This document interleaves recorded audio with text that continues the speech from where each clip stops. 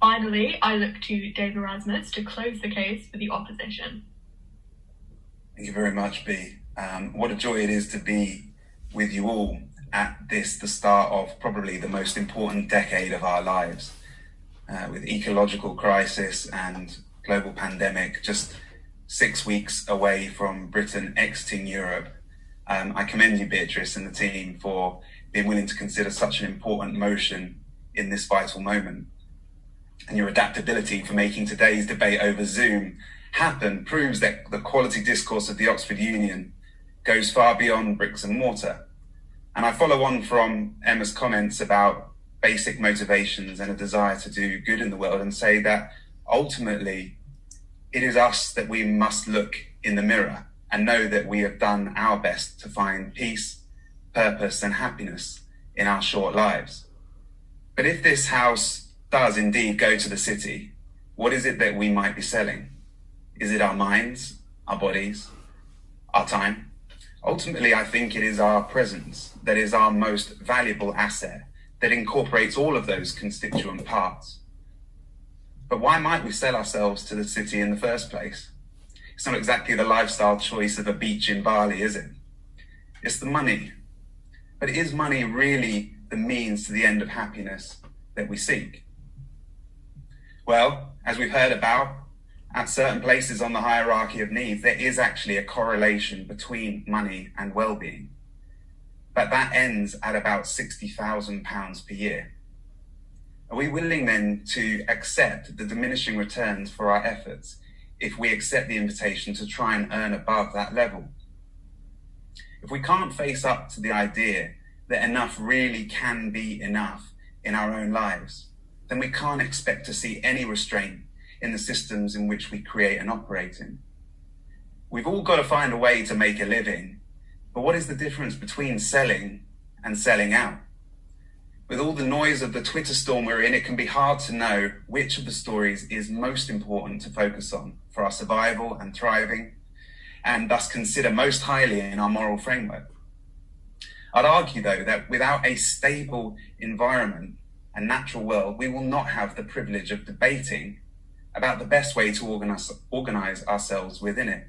And so I suggest that Miles Allen's work from this very university makes it clear and calculable to quantify what can otherwise feel like an utterly intractable problem of managing our environmental crisis as our primary concern. Allen's work on the cumulative carbon budget is the best framework we have to guide us through this decade's moral quandaries.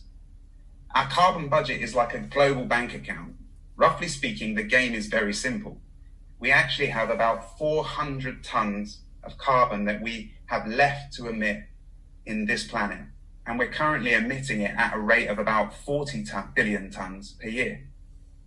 If we carry on this pattern, we will have spent our whole budget in 10 years and we will lose. It really is as simple as that. And as we go on to investigate the arguments for selling out, we can use Allen's ingeniously simple device as a North Star to evaluate the systems in our society and indeed in this debate. And although Corona and Brexit and even AI and immigration are all unique problems for this generation to grow solutions for, they must all find their footing inside the most vital story of our carbon bank account.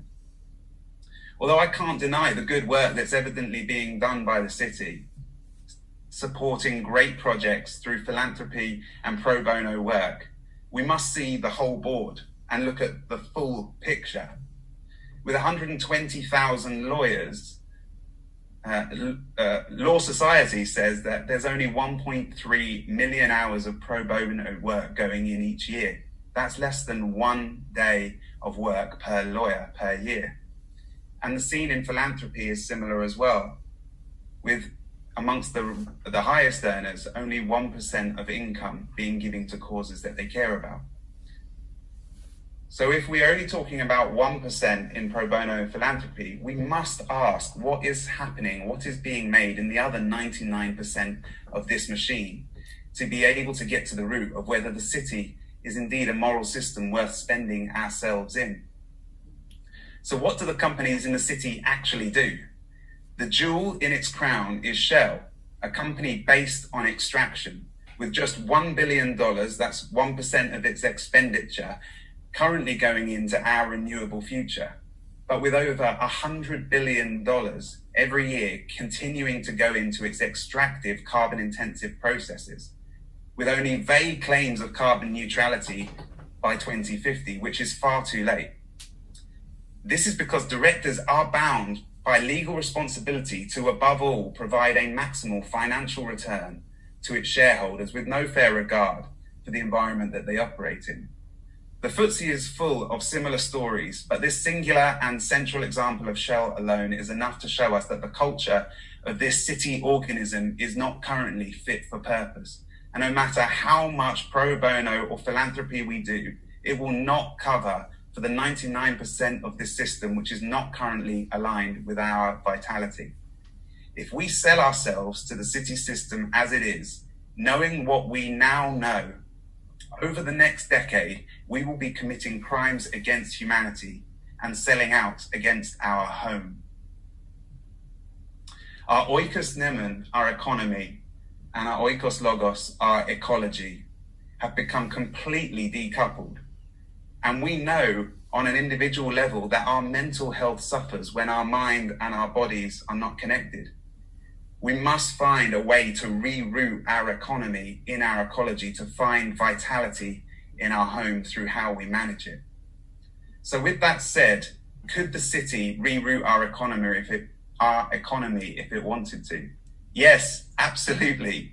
We could get the London Stock Exchange to follow the same path as the B Corp movement, with equal responsibility to stakeholders and environment as well as shareholders, written in the memorandum of the exchange and of its corporations. We could align the bankers' incentives to work in congruence with Miles Allen's carbon budgets and with the Paris Agreement. We could even get the government to agree on a fully specified and annually accountable system of ecological justice. But our government won't, because it's been in bed with the city since its inception. The city of Londinium's democracy is over 800 years old, a square mile of the longest standing, most successful democratic state in history, whilst the idea of nation states only goes back half that time. So the UK has grown up at the feet of the city. It is not in its nature of the current political system to render a serious critique to the hand that feeds it. When I sit with MPs in the city called aldermen, above their courts and next to their Bank of England, it is clear that they are sitting looking at us from a separate state. They see the Queen as the first of the commoners, part of a busy populace full of diversion from their core business. Their business doesn't include our problems and the poor of our communities. And that means that we need to acknowledge our opaque and codependent relationship with a system that is not aligned for our survival and does not cultivate the higher parts of what it means to be human. Our economic system does not understand mortality, and without mortality, it cannot comprehend morality.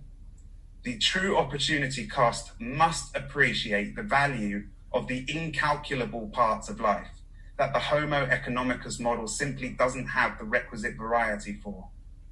Therefore, the city is not moral or immoral. It is simply amoral. So this means that the morality lies with us. It's not easy to wrestle with these conundrums.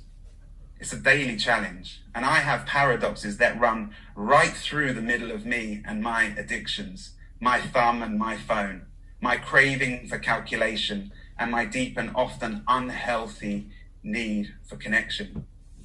But what is immoral is if we sell our presence to a system that we now know is unrooted and pretend to ourselves that we're doing enough good. Or if you vote with us in opposition tonight, yet carry on tomorrow unthinkingly building a system that takes us further away from a healthy future. Malcolm X said when he spoke in this very spot that he had less respect for America than South Africa, as America didn't practice what it preached when it came to racism. I put it to you today that when we preach concern for the planet, but don't practice it, then we are more morally bankrupt than the systems that are overtly destroying it. We've seen this year in Corona times that we can change absolutely everything about our way of life if we have the will to do so, and our planet is now begging us for everything we've got to be more. to push our chips all in, to jump headlong into a wild adventure and turn our good intentions into incredible operating system upgrades. We've got to accept our carbon realities and that big money has become unrooted, that 1% just doesn't cut the mustard, and that our city relationship needs therapy. But I think that we know enough is enough. Tonight, in this crucible of creative decision-making, this political dialogue, let's draw a line. We've got 10 years to sort our act out. Let us not be on the wrong side of history.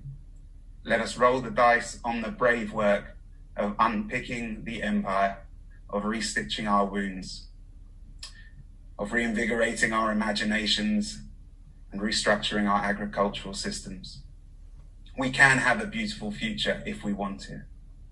We can have an adaptive and transparent system that prepares us for transformative adaptation if we choose it. And I'll end as I began and ask you just to pause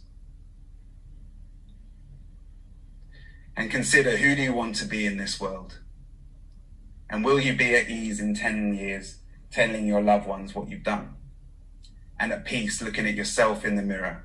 Will you know that you have given everything you had for this house, for our home? Will we have made the most of this beautifully irrational human experience?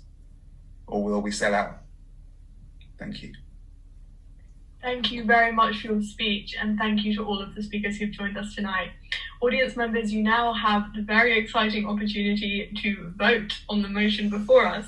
A Zoom poll should shortly appear on your screen, and you will have the option to vote for or against the motion. I will give you 30 seconds, starting now.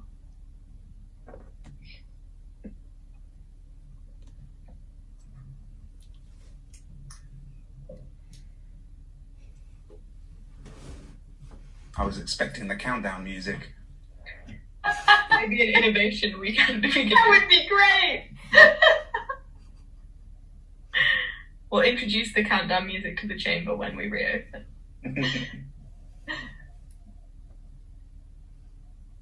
Right, the poll is closing in 10 seconds.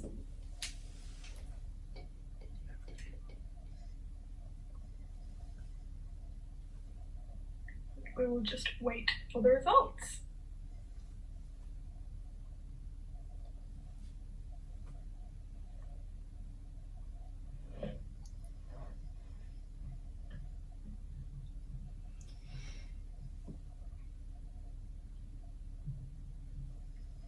All right, with 66 votes to 34, this House has voted against the motion. This House would sell out.